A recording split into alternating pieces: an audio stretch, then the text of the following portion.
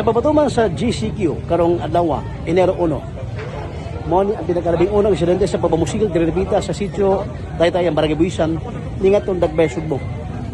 Ang atong mga personnel sa sitio operatives nga nasa likod padayon sa pagkuha sa mabelensya sa area.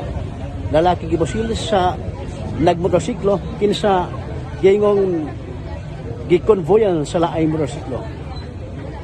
Nagbaga mga balita sa atong YouTube channel sa Kasyatloy. Kini yung kauban, higala, Danji Talisik, may hapon. Lain pa pamusil ang nahigarabo diri mismo sa may sitio Taytayan, Barangay Buhisan, ni nga tundag may Sugbo karong hapon.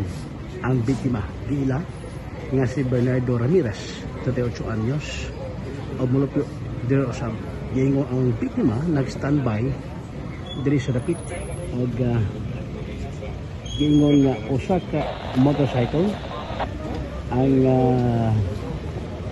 miduol biktima og dayon pusil convoy ang usa ka single motorcycle og hitabo ang insidente diri sa maong gabi.